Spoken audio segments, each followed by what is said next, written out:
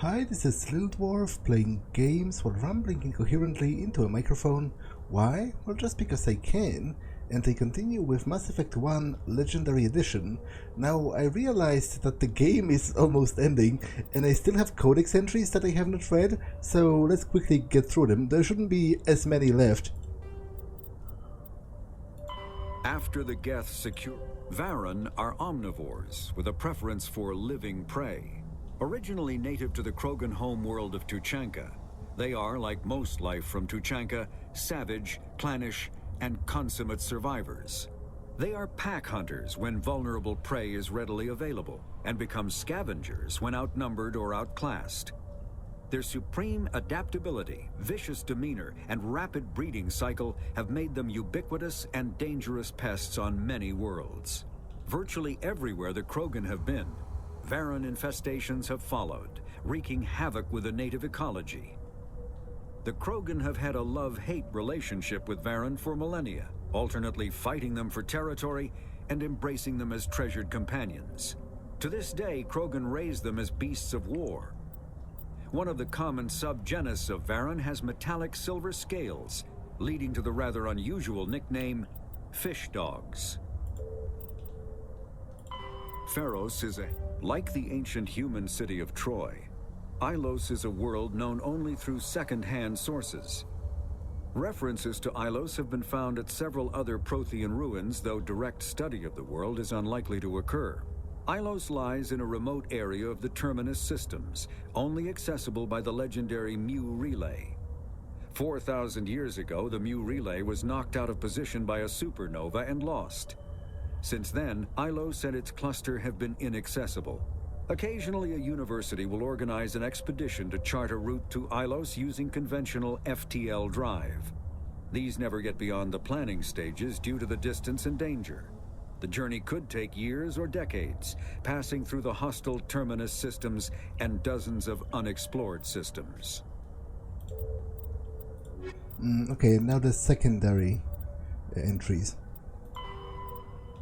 So I have an entry on Asari military doctrine. The Asari military resembles a collection of tribal warrior bands with no national structure. Each community organizes its own units as the locals see fit and elect a leader to command them. Units from populous cities are large and well equipped, while those from farm villages may only be a few women with small arms. There is no uniform, everyone wears what they like. The Asari military is not an irregular militia, however. Those who serve are full-time professionals. I think those two things are incompatible. It's actually, at least in human law, in human international law, you have to keep a uniform, even if it's something as simple as having some kind of a badge or like an armband. Even if you're even if you're like a guerrilla force, then to be treated as a legitimate combatant, you have to distinguish yourself from the civilians somehow. Because obviously, without doing that, it would be impossible to distinguish you from the civilians, which in turn could lead you to abuse the fact that the enemy can't do that, which is like baiting war crimes, because if you're hiding among civilians, the civilians might die as as a result of the enemy response. So that's kind of weird that they wear no distinguishing sort of uniform elements even. The average Asari huntress is in the maiden stage of her life and has devoted 20 to 30 years to studying the martial arts. Asari choose to be warriors at a young age, and their education from that point on is dedicated to sharpening the mind and body for that sole purpose. When they retire, they possess an alarming proficiency for killing. Huntresses fight individually or in pairs, depending on the tactics preferred in their town. One-on-one, a huntress is practically unbeatable, possessing profound tactical insight, a hunter's eyes, and a dancer's grace and alacrity. Biotics are common enough that some capability is a requirement to be trained as a huntress. Lack of a biotic talent excludes a young Asari from military service. While fluid and mobile, Asari can stand up in a firestorm the way a Krogan, Turian, or a human could. Some of their units, since their units are small and typically lack heavy armor and support weapons, they are almost incapable of fighting a conventional war, particularly one of a defensive nature, so Asari units typically undertake special operations missions. Like an army of ninjas, they are adept at ambush, infiltration, and assassination, demoralizing and defeating their enemies through intense, focused guerrilla tactics. As popular Turian saying puts it, the Asari are the finest warriors in the galaxy. Fortunately, there are not many of them.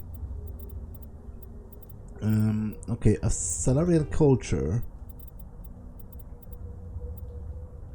The rare Salarian females are cloistered on their world out of tradition and respect.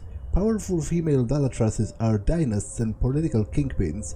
They determine the political course of their respective regions through shrewd negotiation.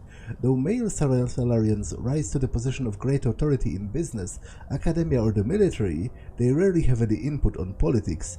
Due to their methods of reproduction, Salarians have no concept of romantic love, sexual attraction, or biological impulses, and social rituals that complicate human lives. Male-female relationships are rare due to the scarcity of females and more akin to a human friendship. Sexuality is strictly for the purposes of reproduction. Ancient social codes determine who gets to fertilize eggs, which produces more daughters to continue a bloodline.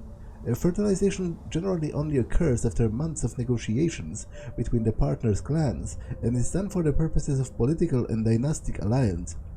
No Salarian could ever imagine defying this code. Salarian names are quite complex. A full name includes, in order, the name of the Salarian's planet, duchy, barony, fiefdom, family, and finally the given name. Salarian government. The Salarian government is called the Salarian Union.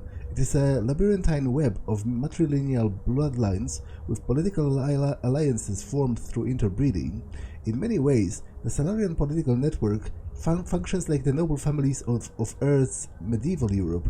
Structurally, the government consists of fiefdoms, baronies, duchies, planets, and marches, colonization clusters.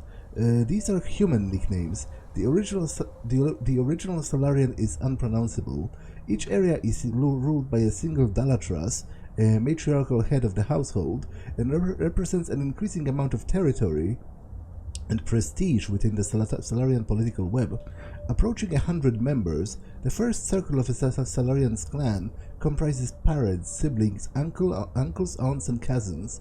The next circle includes second cousins, etc., and escalates to well over 1,000 members. The fourth or fifth circles of a clan numbers into millions. Salarian loyalty is greatest to their first circle and diminishes from there. Their photographic memory allows Salarians to recognize all of their myriad relatives. Salarian military doctrine. In principle, the Salarian military is similar to that of the Alliance, a small volunteer army that focuses on maneuver warfare. What differentiates the Salarians is not their equipment choice or doctrine, but their intelligence services and rules of engagement. The Salarians believe that a war should be won before it begins. Conventional wisdom holds that Salarians know everything about everyone, and that is not far from truth. In war, the unquestioned superiority of their intelligence services allows them to use their small military to maximum effectiveness. Well before the fighting breaks out, they possess complete knowledge of the enemy's positions, intentions, and timetable. In every war the Salarians have fought, they struck first and without warning. For the Salarians, to know an enemy plans to attack and let it happen is folly. To announce their own plans and to attack is insanity.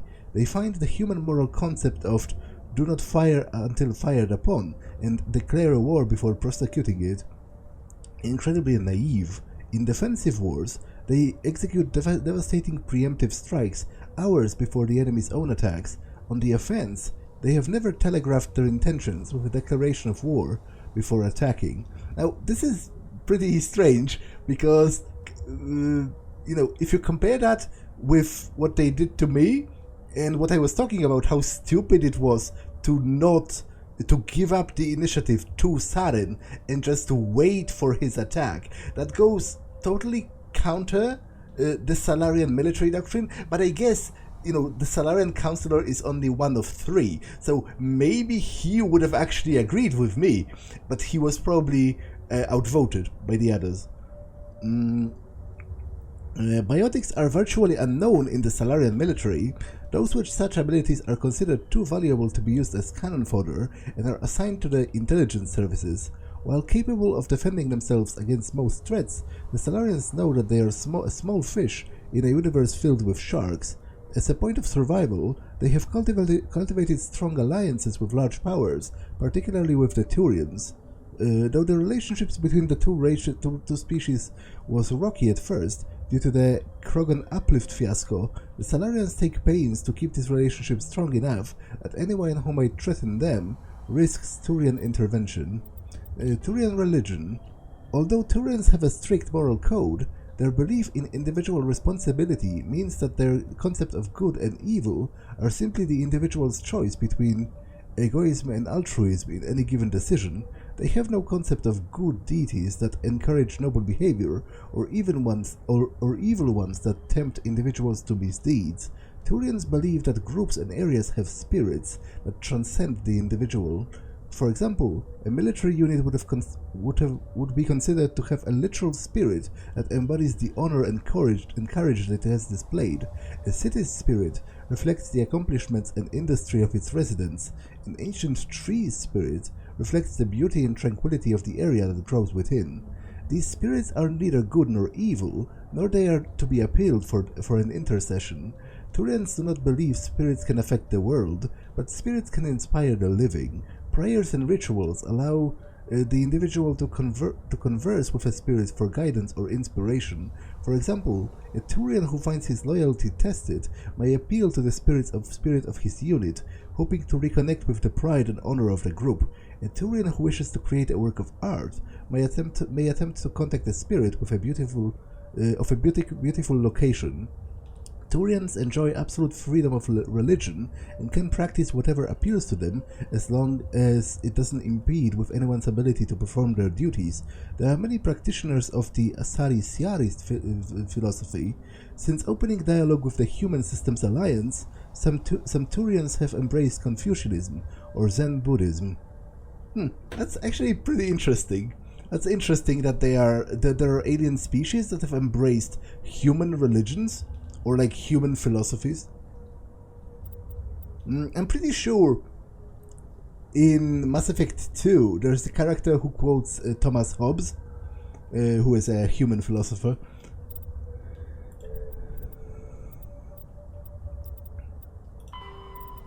Krogan biology. The Krogans evolved in a lethal ecology. Over millions of years, their grim struggle to survive, larger predators, virulent disease, and resource scarcity on their homeworld, Tuchanka, turned the lizards into quintessential survivors. Perhaps the most telling indicator of Tuchanka's lethality is their Krogan eyes. Although they are a predator species by any standard, their eyes have evolved to be wide-set, as in Earth prey species like deer or cattle. Krogan eyes have a 240-degree arc of vision, better suited for spotting enemies sneaking up on them than for pursuit. Physically, the Krogan are nigh indestructible, with a tough hide impervious to any melee weapon short of a molecular blade. While they feel pain, it does not affect their ability to concentrate. They have multiple functional examples of all major organs and can survive the loss of one or two of any type. Rather than a nervous system, they have an electrically conduitive secondary circulatory system. A Krogan can never be paralyzed. They may lose some of the fluid, but it can be replaced by the body in time. The hump on the Krogan's back stores water and fats that help the Krogan survive lean times. Large humps are a point of pride. Being well fed implies that the Krogan is a superior predator. The most widely known feature of the Krogan is their incredible birth rate and rapid maturity. Once freed from the hostile cauldron of Tuchanka, the Krogan population swelled into a numberless horde. Only the genophage kept them from outbreeding the combined council races. Now, the rare Krogan females capable of bringing a child to term are treated like strategic resources. Warlords will trade them at diplomacy, or more frequently, fight wars over them.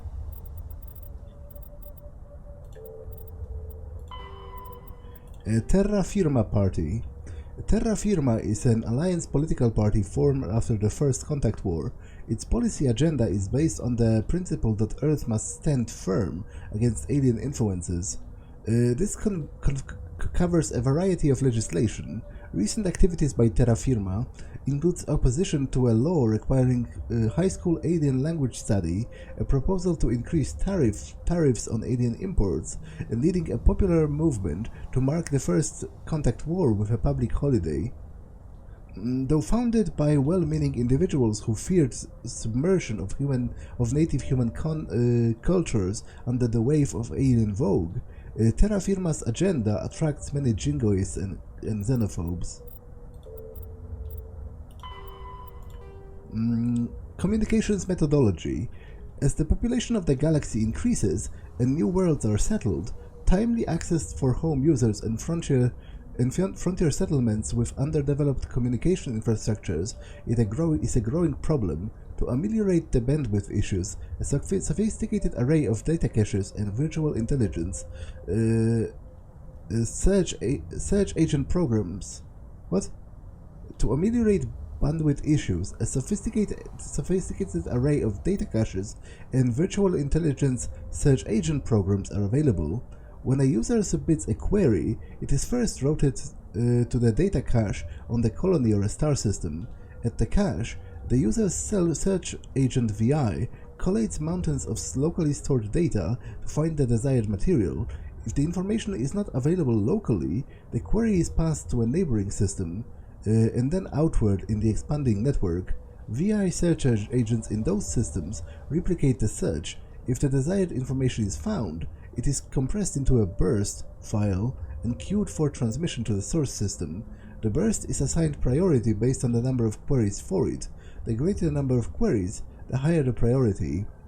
When a new solar system is first connected to the net, a selection of the most popular data is installed locally. Though storage hardware is cheap, the capacity required to hold all the data produced every day by trillions of people on hundreds of worlds is not trivial. It is not economical to store local copies of all the data available on obscure topics just in case. As colonies mature, older and less popular chunks of data filter into them as a result of queries are placed into the local archive. Searches for obscure topics are increasingly likely to produce instant results as the archive grows. Okay, this is actually pretty interesting, because it means that technically the internet, like there's hundreds of local internets on different planets, and they have some kind of a baseline some kind of a baseline archive of knowledge based on the most popular queries. But if you ask for something that wouldn't be stored on your local thing, it gets sent out to the sort of wider space, but it obviously takes longer and is probably more expensive. That's actually pretty interesting. And that concludes the codex, so let's get on with the game. I have spent my life studying the Protheans, but I never dreamed I would discover anything like this. This bunker might have been the last refuge of their entire species. Just imagine what mysteries it might hold. Imagine what secrets it might reveal. Please, try to remember why we're here.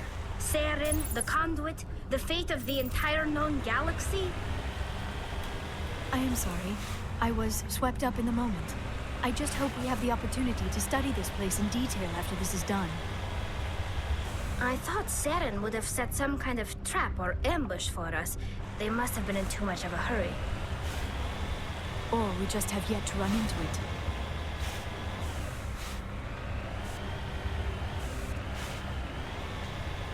What are all those things on the wall?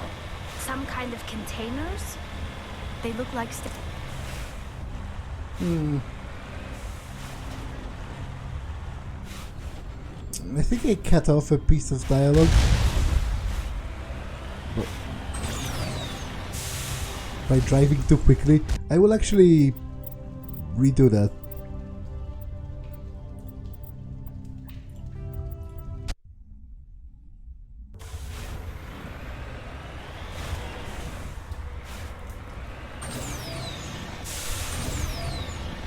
I have spent my life studying the Protheans, but I never dreamed I would discover anything like this. This bunker might have been the last refuge of their entire species. Just imagine what mysteries it might hold. Imagine what secrets it might reveal. Please, try to remember why we're here. Saren, the conduit, the fate of the entire known galaxy. I am sorry. I was swept up in the moment. I just hope we have the opportunity to study this place in detail after this is done. I thought Saren would have set some kind of trap or ambush for us. They must have been in too much of a hurry.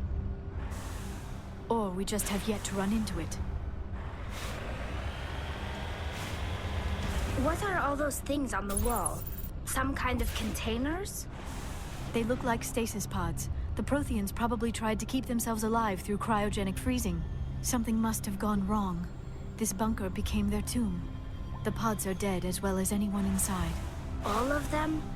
There must be hundreds of those pods. What was Saren expecting to find here?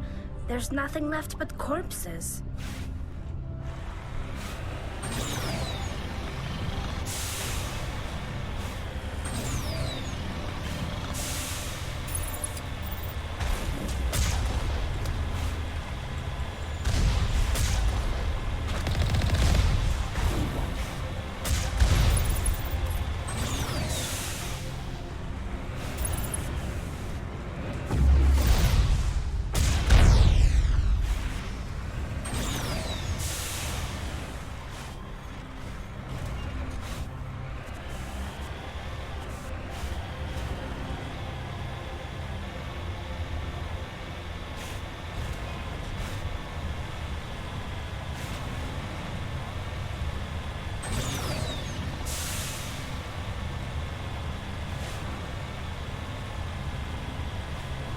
What is happening?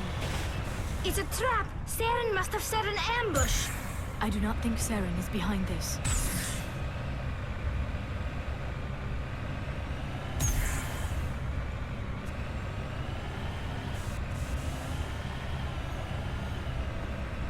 I'm actually not sure if I can get it up. And I can't exit it while it's on its back. So that's kind of a lose-lose situation here.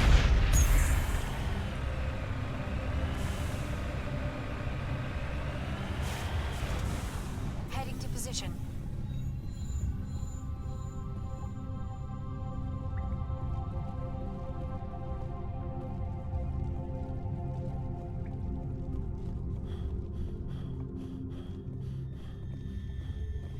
I never dreamed I would actually find Ilos.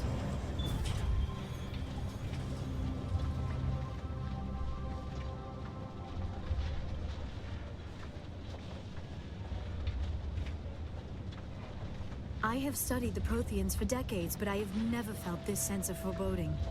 What will we find down there? Whatever we find, be cautious. If this were simply an automated trap, Saren would have triggered it as well.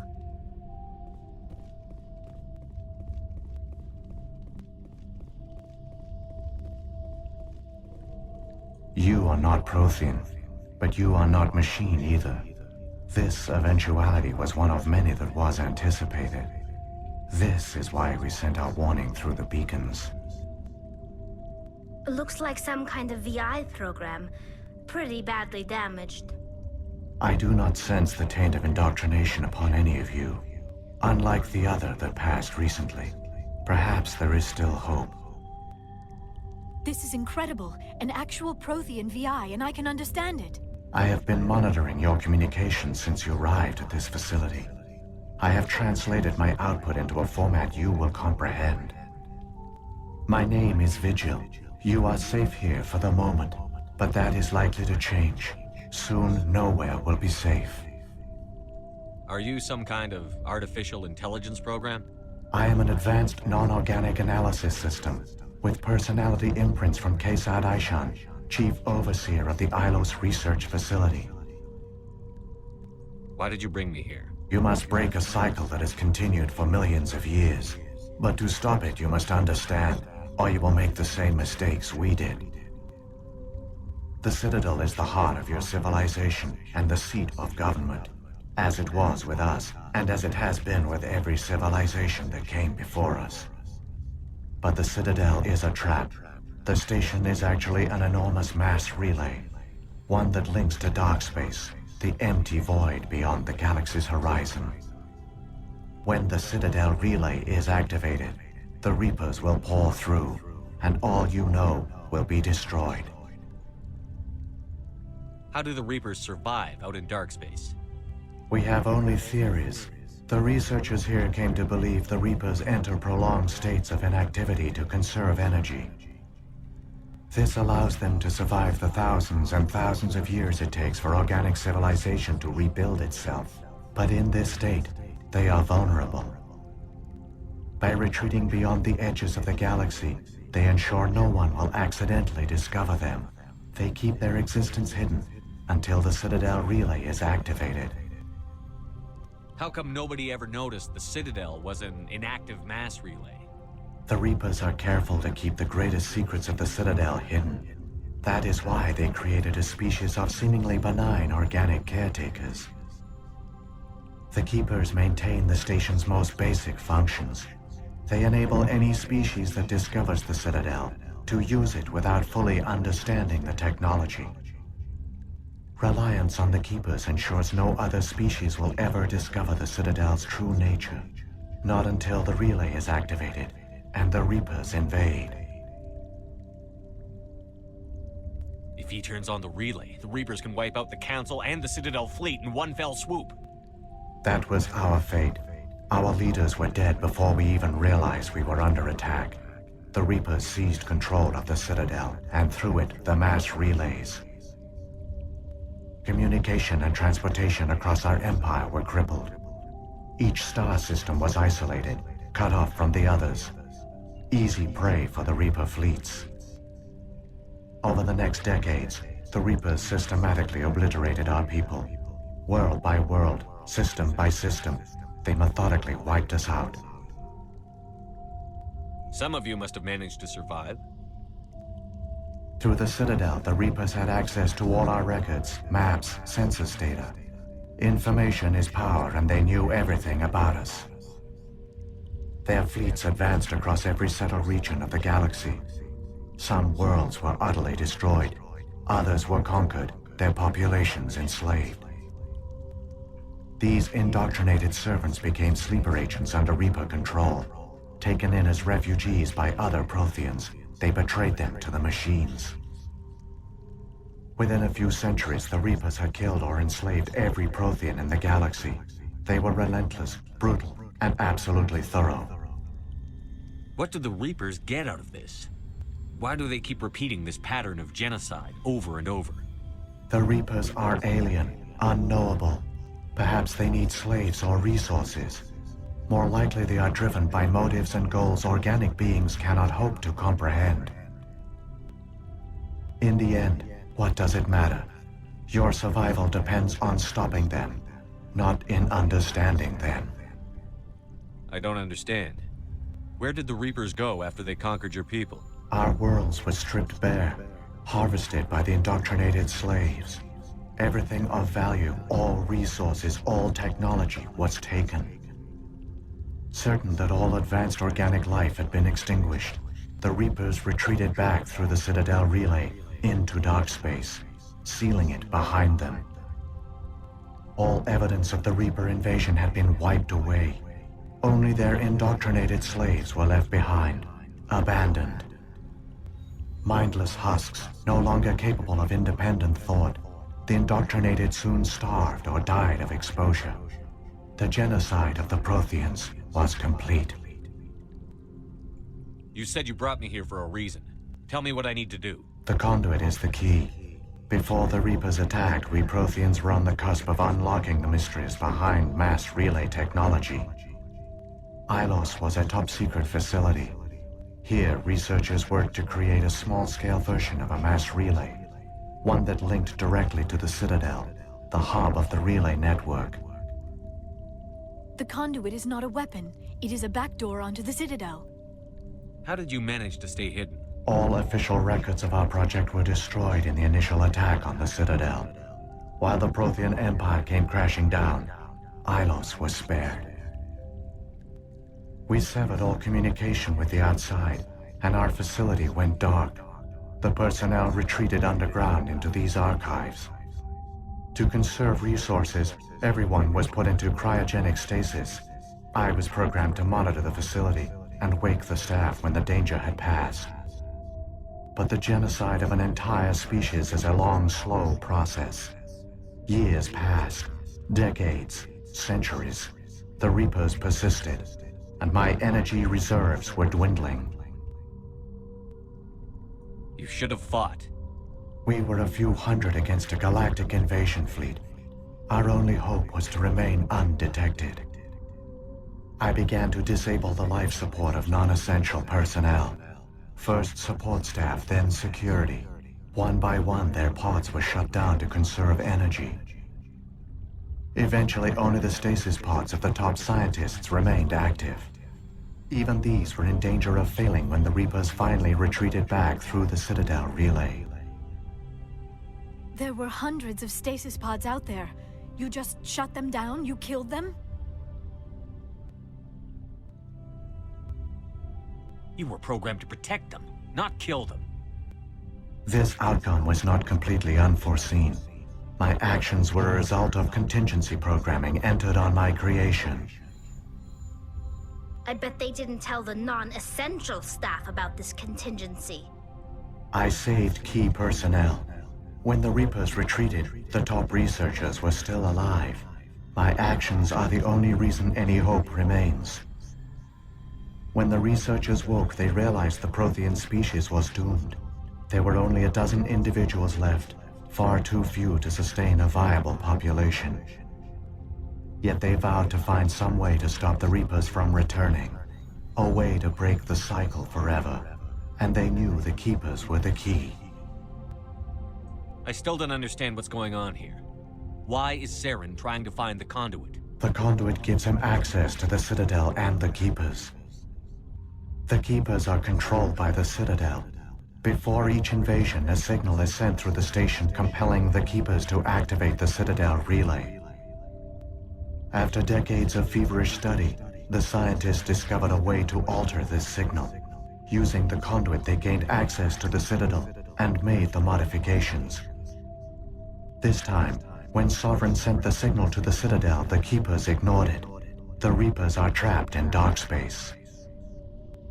Saren must have some plan to undo everything you did. The one you call Saren will use the conduit to bypass the Citadel's defenses. Once inside, he will transfer control of the station to Sovereign. Sovereign will override the Citadel systems and manually open the relay, and the cycle of extinction will begin again. Is there any way we can stop them? There's a data file in my console. Take a copy when you go. When you reach the Citadel's master control unit, upload it to the station. It will corrupt the Citadel's security protocols and give you temporary control of the station. It might give you a chance against Sovereign. Wait, where's the Citadel's master control unit? I've never heard of anything like that. Through the conduit, follow Saren. He will lead you to your destination. What happened to the survivors from the Conduit project? They used the conduit to gain access to the Citadel, but the conduit is only a prototype. The portal only links in one direction, so they were trapped on the station. I do not know what became of them then. It is unlikely they found any food or water on the station. I fear they suffered a slow, grim death. I only know they succeeded in their mission to seal the relay. Your presence here proves their sacrifice was not in vain. So when the Reapers created the Citadel, they created the Keepers as well? A more likely scenario is that the Keepers were one of the early harvested civilizations, perhaps the very first. Perhaps they responded well to indoctrination, or the Reapers simply bred them to be obedient. In any case, they were left behind to operate and maintain the Citadel. But the Keepers are no longer directly controlled by Sovereign or its ilk. They evolved so that they only respond to the signals emitted by the Citadel itself. When the Protheans altered the Citadel's signals, they broke Sovereign's hold over the Keepers. Now, they are completely harmless. Sovereign must have realized that organic races were difficult to control. A likely hypothesis. The Keepers evolved in an unanticipated direction. Non-organic servants like the Geth would be more predictable. What about the beacon on Eden Prime? And the one on Vermeer? What were they for? At our apex, the beacons spanned the breadth of our empire. We used them as a single galaxy-wide network to transmit data and communications rapidly from world to world. Virtually all the beacons were destroyed during the invasion, but once the Reapers were gone, the survivors here on Ilos decided to risk sending out a message. We knew it was unlikely there were other survivors, but if there were, we wanted them to know about Ilos. We wanted to give them hope, so a message was sent across the network. You could have exposed yourself to the Reapers. In truth, we didn't expect any of the beacons would still function, but we had to try. If there were survivors, we had to reach them. The message was meant for our own people. It was coded so only organic beings could interpret it. We still didn't understand the power of Reaper indoctrination. We never realized it could lead an agent of the machines, like Saren, to this world. But it has also led you here. So perhaps we did not fail after all. If the Reapers are trapped in dark space, how did Sovereign get here? It is logical to assume the Reapers would leave one of their own behind after each extinction. A sentinel to pave the way for their inevitable return. Like those in dark space, Sovereign probably spent most of the last 50,000 years in a state of hibernation. Periodically, it would wake to analyze the situation. Keeping its existence hidden, it would evaluate the state of galactic civilization. And when the time was right, it would signal the Citadel and usher in the next Reaper invasion. But this time the signal failed. The Keepers did not respond. Sovereign's allies were trapped in the void. Alone, it was forced to try and discover what had gone wrong. Sovereign's the largest ship in the galaxy. Why all this secrecy? Why not just attack the Citadel? Sovereign is not invincible. Revealing its true nature would have united the forces of every organic species against it. Even a Reaper couldn't survive such odds. But the Reapers are patient. They will not rush into the unknown. Sovereign could have been planning this for centuries, moving deliberately, gathering allies. Slowly, it has assembled the pieces of the puzzle, working through agents to keep itself hidden. Saren is the most visible pawn of the Reapers, but I doubt he was the first. Now Sovereign has grown bold. Whether from confidence or desperation, I cannot say. But it is determined to reopen the portal to dark space. Saren's got enough of a head start. Grab that data file and let's go. Shepard, are you sure? Who knows how much longer Vigil will be here? Even now the projection is weak. This might be our only chance to speak with it, our only link to the knowledge of the Protheans. It is the opportunity of a lifetime.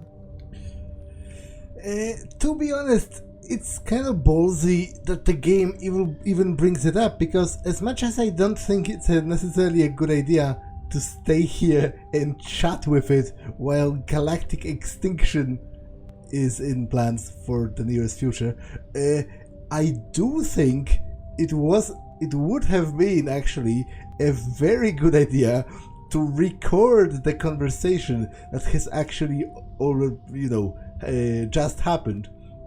I assume, being Alliance military, I would have like a camera in my suit so that I could, transfer information like visual data to my command or whatever.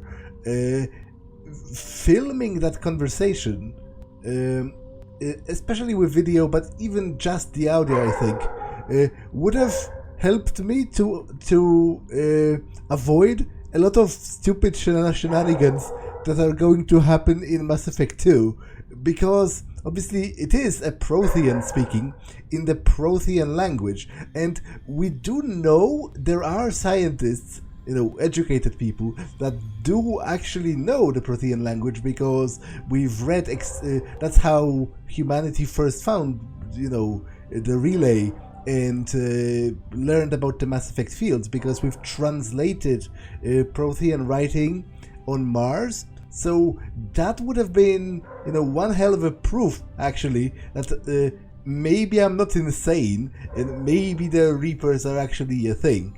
So that is kind of dumb to not record it. I'm sorry, Liara. We have to stop Saren. Nothing else matters. You are right. I am sorry. My personal feelings clouded my judgment. We should go. The one you call Saren has not reached the conduit. Not yet. There is still hope if you hurry.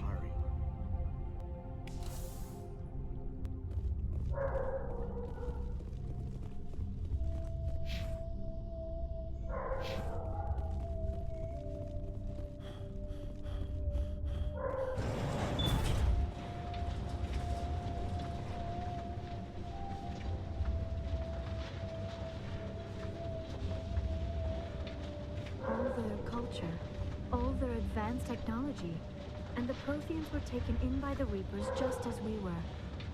They failed. Just like my people. But they also gave us a chance to save ourselves. We must hurry.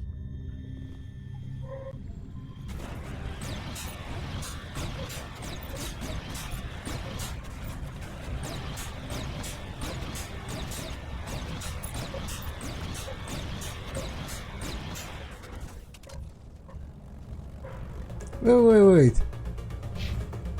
Did I go back?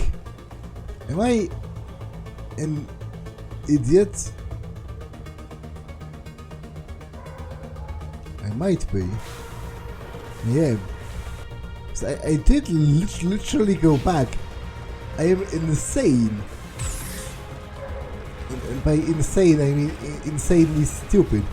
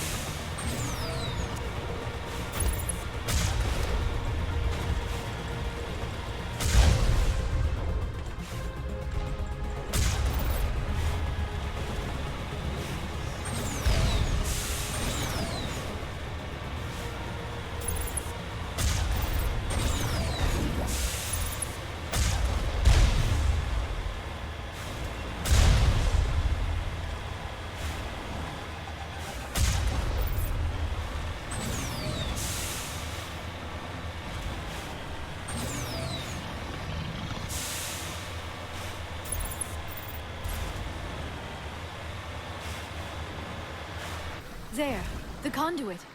It's incredible. We don't have time to admire the view. We have to get through that relay, and these Geth aren't gonna make it easy on us.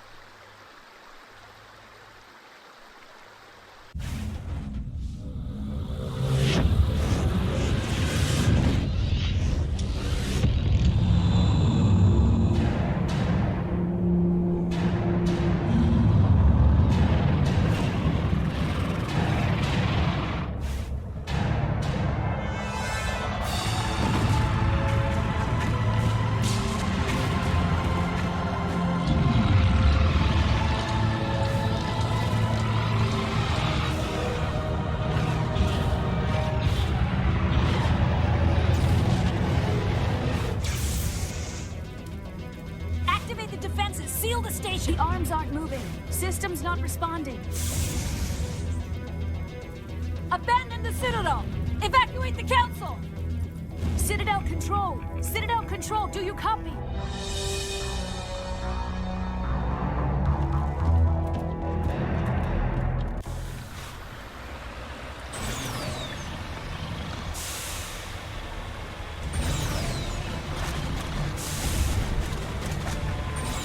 Hang on! Things are going to get a little rough.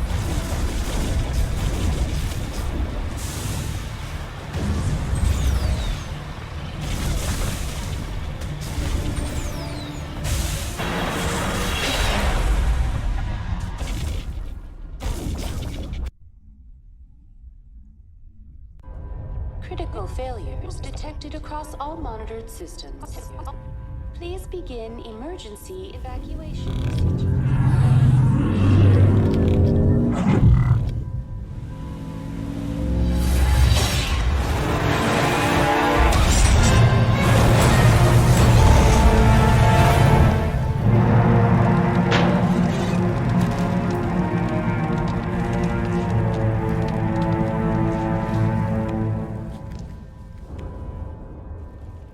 Now, this is something I don't entirely understand, because the way I understand it, mass relays, they are not really teleportation, nor are they some kind of a weird warp drive where you disappear from one place and appear in another place.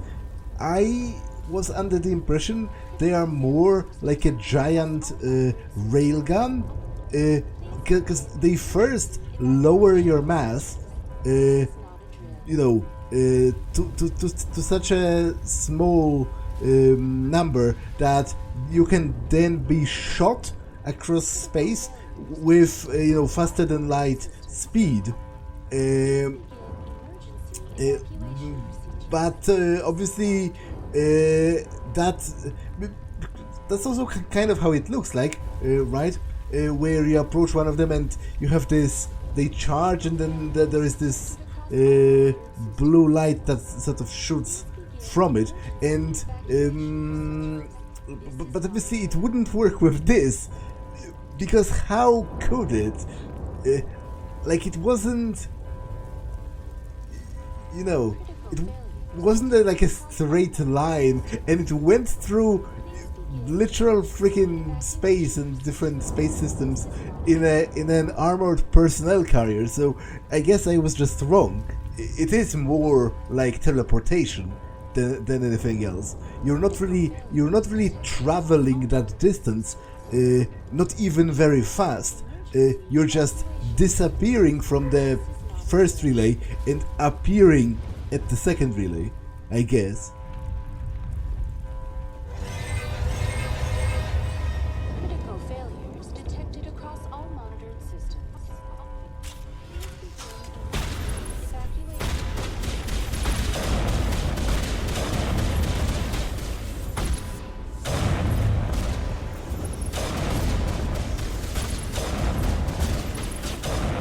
Detected across all.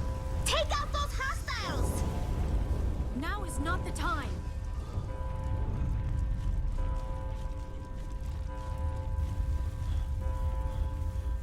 The fate of the entire galaxy hangs in the balance. Saren is trying to take control of the Citadel. The Presidium is experiencing severe system malfunctions across the entire level.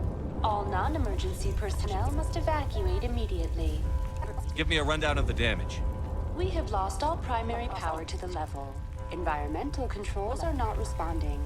Class 3 fires are burning in sectors 2, 3, 6, and 7. Civilian casualties are high. I am also detecting numerous unauthorized synthetic life forms throughout the station. They are believed to be hostile. Please approach with caution. Where's Saren? Former Spectre agent Saren Arturius is nearing the vicinity of the Council chamber.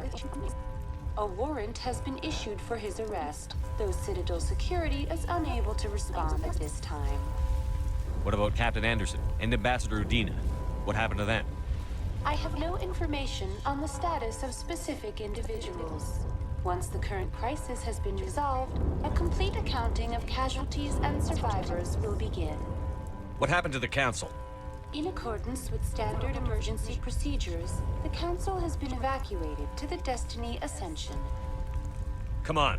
We need to stop Saren before it's too late. Please begin emergency evacuation procedures. This is not a drill. Critical failures detected across all monitoring systems. Please begin emergency evacuation procedures. This is not a drill.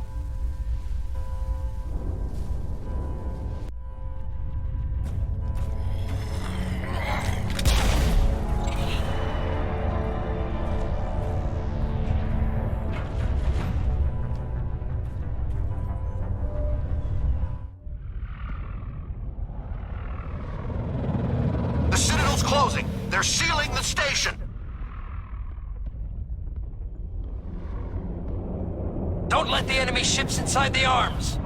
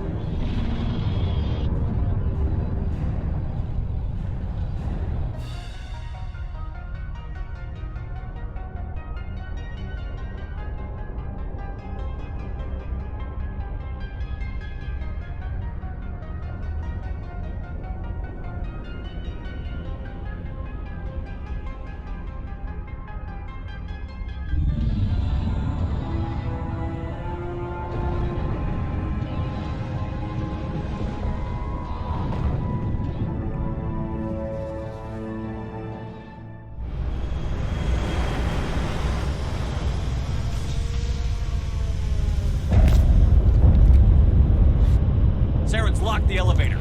Suit up! We're going outside!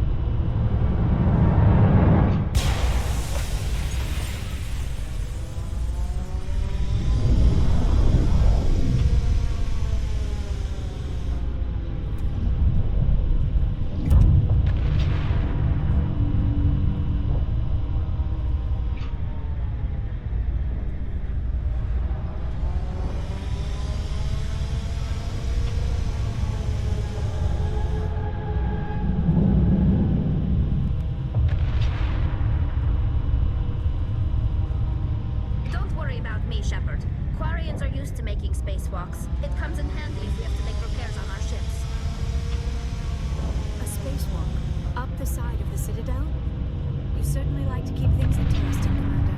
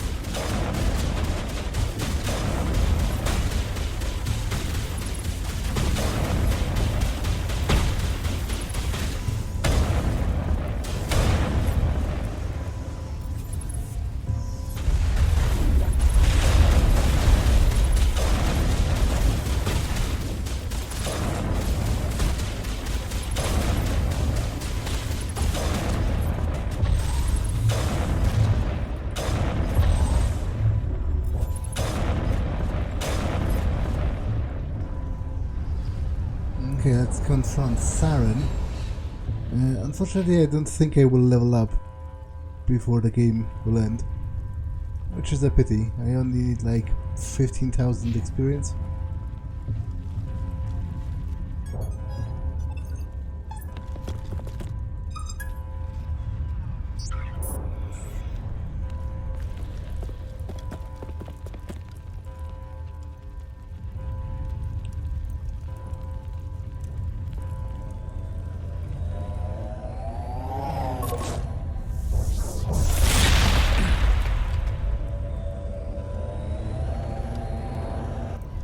I was afraid you wouldn't make it in time, Shepard. In time for what? The final confrontation. I think we both expected it would end like this. You've lost. You know that, don't you? In a few minutes, Sovereign will have full control of all the Citadel systems. The relay will open. The Reapers will return. I've still got a few tricks up my sleeve. You survived our encounter on Vermeer, but I've changed since then. Improved. Sovereign has upgraded me. You let Sovereign implant you? Are you insane? I suppose I should thank you, Shepard. After Vermeer, I couldn't stop thinking about what you said. About Sovereign manipulating me. About indoctrination. The doubts began to eat away at me. Sovereign sensed my hesitation. I was implanted to strengthen my resolve. Now my doubts are gone. I believe in Sovereign completely. I understand that the Reapers need organics. Join us, and Sovereign will find a place for you, too. Sovereign's controlling you through your implants. Don't you see that? The relationship is symbiotic. Organic and machine intertwined. A union of flesh and steel. The strengths of both, the weaknesses of neither. I am a vision of the future, Shepard. The evolution of all organic life. This is our destiny. Join Sovereign and experience a true rebirth. Sovereign hasn't won yet. I can stop it from taking control of the station. Step aside and the invasion will never happen. We can't stop it. Not forever.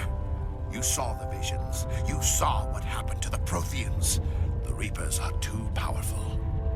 Some part of you must still realize this is wrong. You can fight this. Maybe you're right. Maybe there is still a chance for...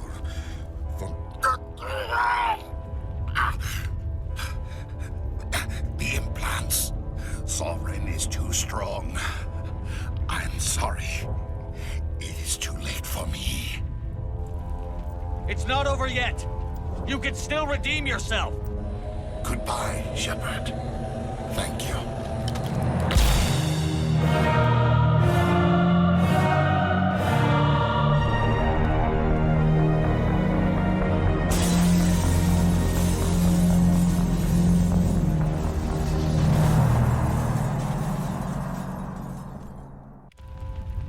Yeah, unfortunately, nowhere near enough for a level up.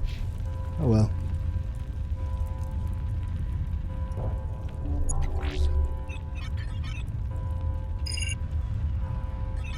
Vigil's data file worked. I've got control of all systems. Quick! Open the station's arms. Maybe the fleet can take Sovereign down before he regains control of the station. See if you can open a communications channel. The Destiny Ascension. Main drives offline. Kinetic barriers down 40%. The Council is on board. I repeat, the Council is on board. Normandy to the Citadel. Normandy to the Citadel. Please tell me that's you, Commander.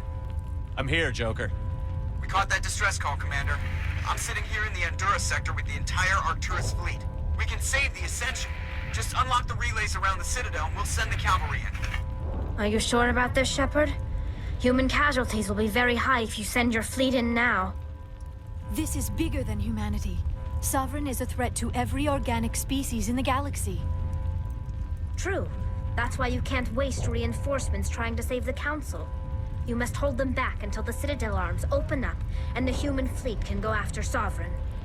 What's the order, Commander? Come in now to save the Ascension, or hold back? Now, despite what the game is trying to tell you, I actually believe that saving the council is both quote-unquote a nice thing to do, and also, on top of that, the politically prudent thing to do, because regardless of if you like them or not, letting them die is a stupid decision, because all of the other species of the galaxy who have been around much longer than humans have are going to see that as a self-serving action, even if you did that because you wanted to take down Saren, supposedly. But doubly so if you specifically did that because you don't like them and you think humans should be given a more important role. It isn't going to work. It would majorly backfire, because everyone would say, oh look, humans, those humans, they are ruthless. They let, the established galactic government die because they wanted a hostile takeover. Whereas if you save the council, that's like ridiculously good PR. Whenever there's a discussion about some concessions for humanity or some additional benefits that we might get, you always have this trump card of, in the moment of truth, humanity stepped in and it sacrificed its own soldiers for the galactic community. So I am going to save the council because it's a nice thing to do, and also because I think it's just right for humanity. Opening the relays now, Joker. We need to save the Ascension, no matter what the cost. I hope the Council appreciates this.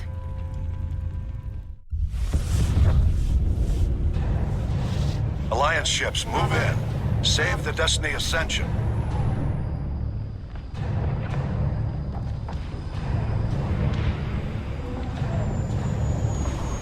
Commander, we're picking up reinforcements.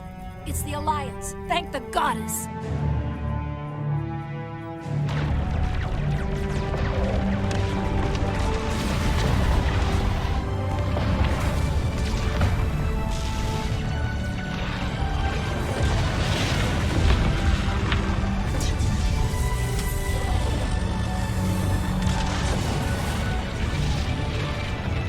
Destiny Ascension, you are all clear. Repeat, you are all clear. The Citadel's opening. All ships move in. Concentrate on Sovereign.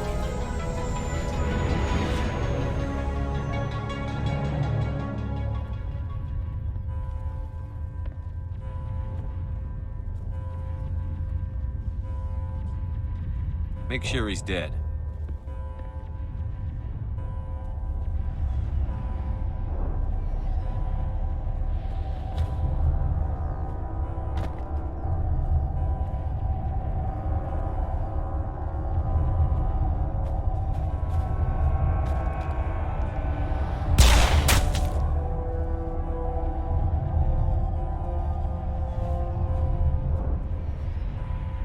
He's dead.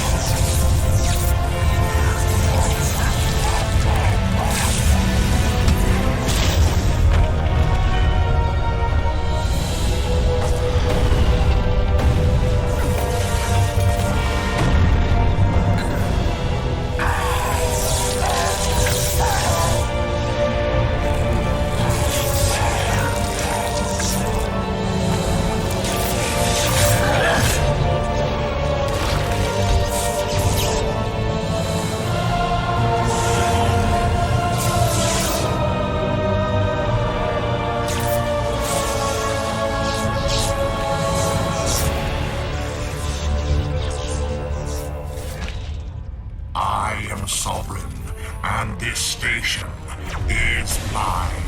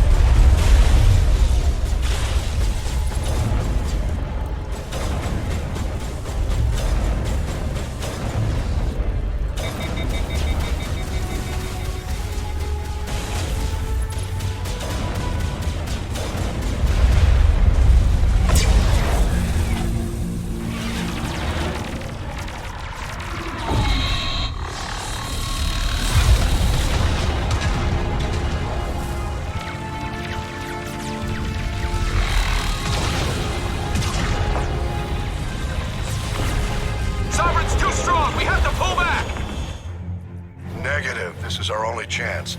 Take that monster down no matter what the cost. This will help.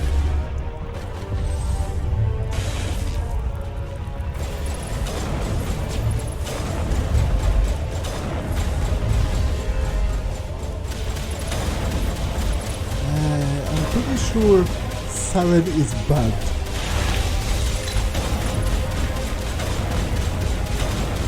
Doesn't strike me as the correct position.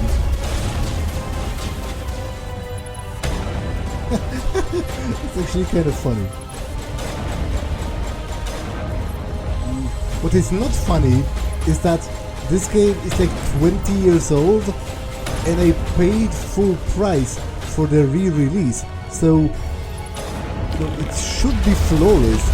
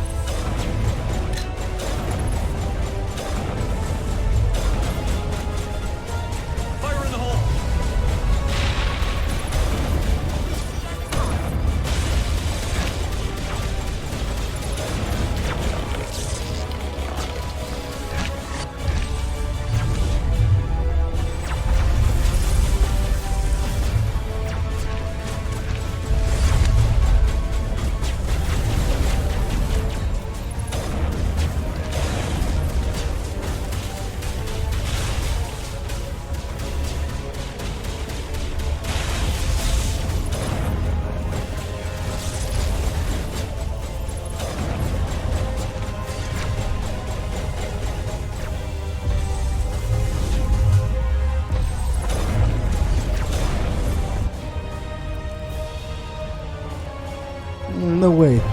I won't be able to get enough experience.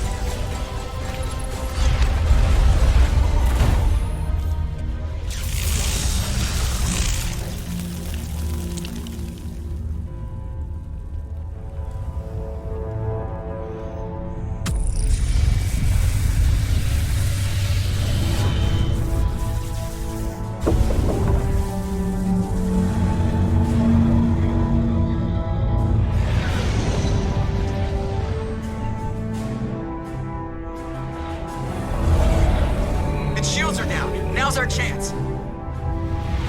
Hit it with everything we got.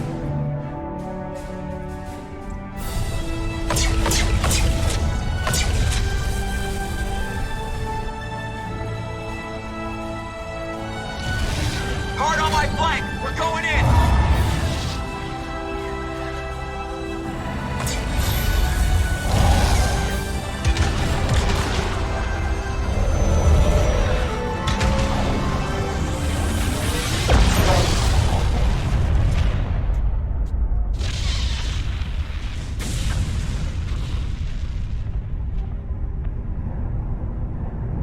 Go!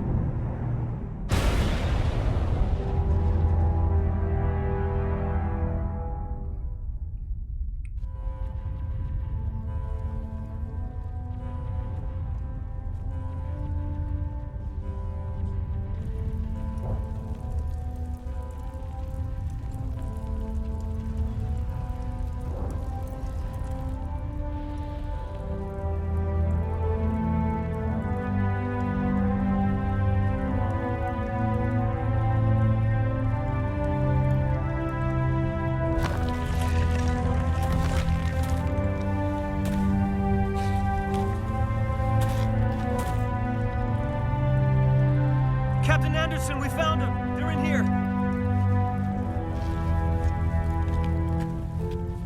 Take it easy. It's over. You're safe now. Where's the commander?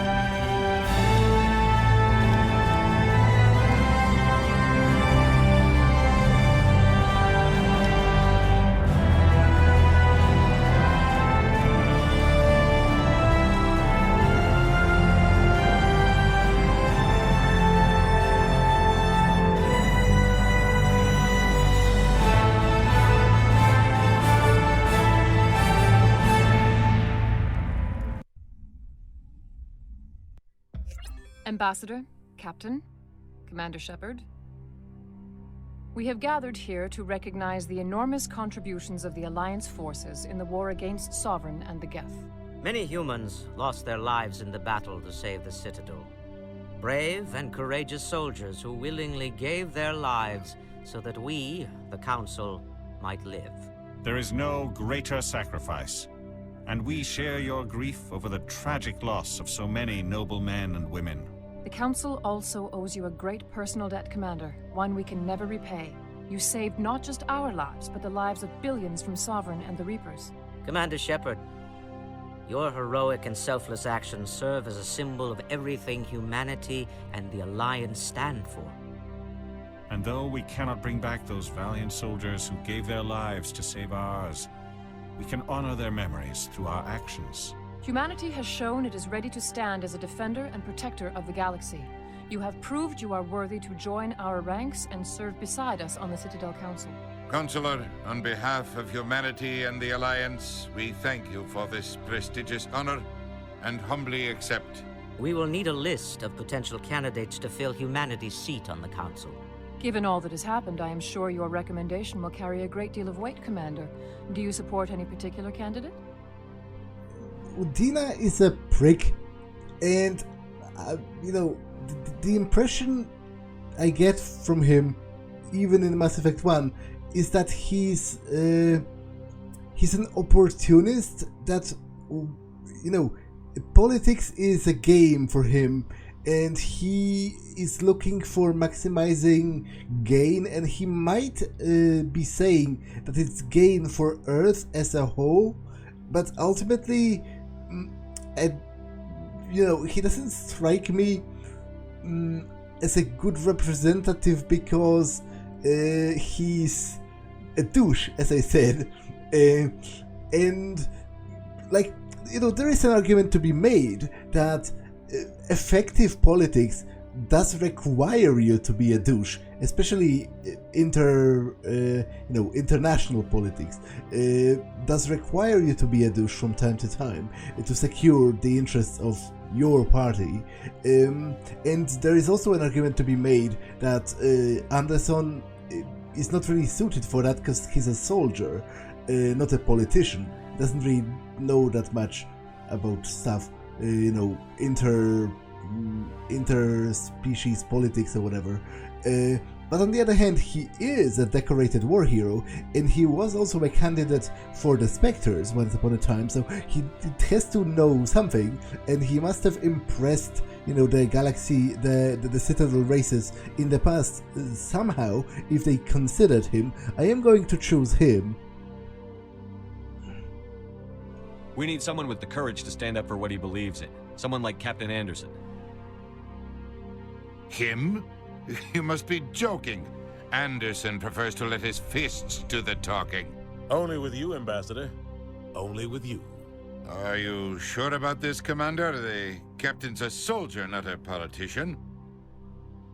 We've already got too many politicians on the Citadel. The captain would be perfect for this job. I think it's an inspired choice. The Council would welcome him with open arms, should he accept. I'm honored, Counselor. As humanity's representative, I'll do everything in my power to help the Council rebuild. Sovereign's defeat marks the beginning of a new era for both humanity and the Council.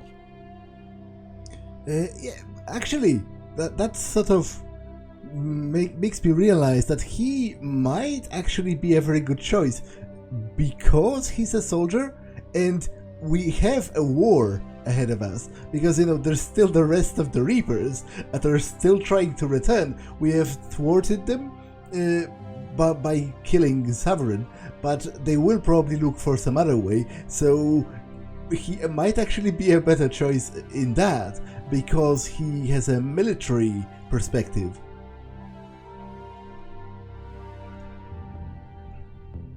Sovereign was only a vanguard. The Reaper fleet is still coming. Hundreds of ships, maybe thousands. And I'm gonna find some way to stop them.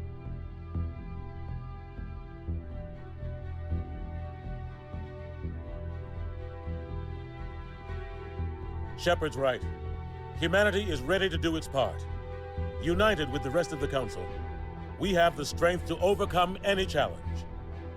When the Reapers come, we must stand side by side. We must fight against them as one. And together, we will drive them back into dark space.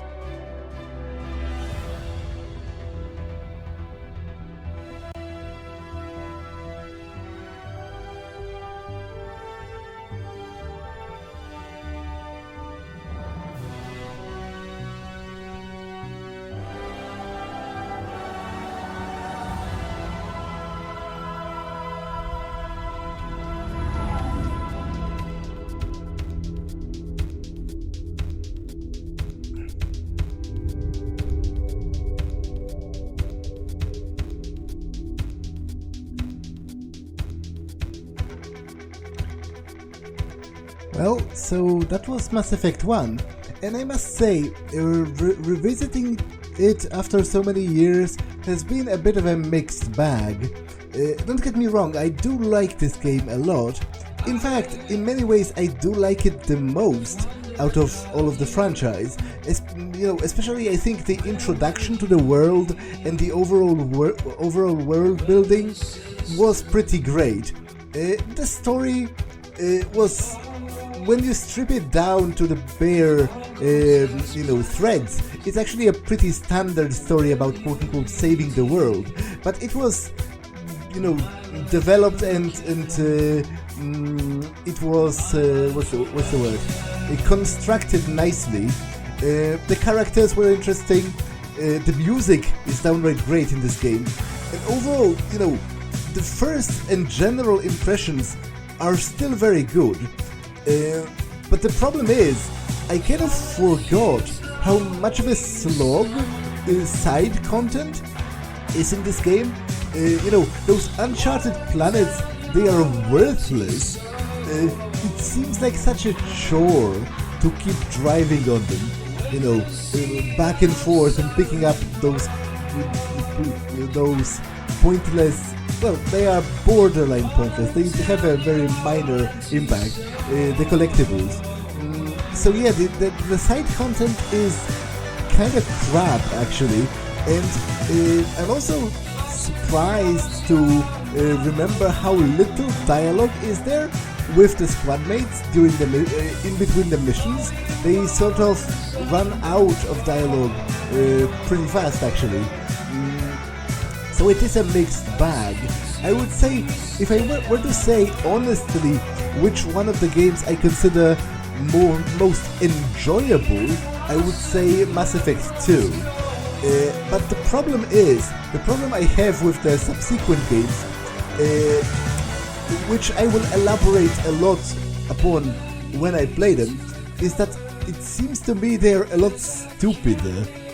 In the actual story of this franchise, it starts very strong with Mass Effect 1. As I said, the world building and the whole setup with the Reapers, the conversation with Saren, it's very strong setup. It makes me very invested in what is going to happen next, but the problem is, it kind of unravels as you go.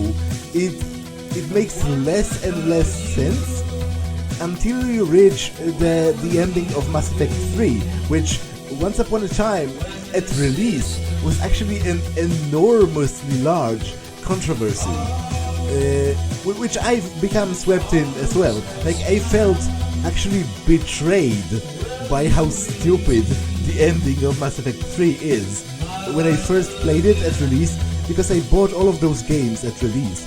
I was very excited about each of them.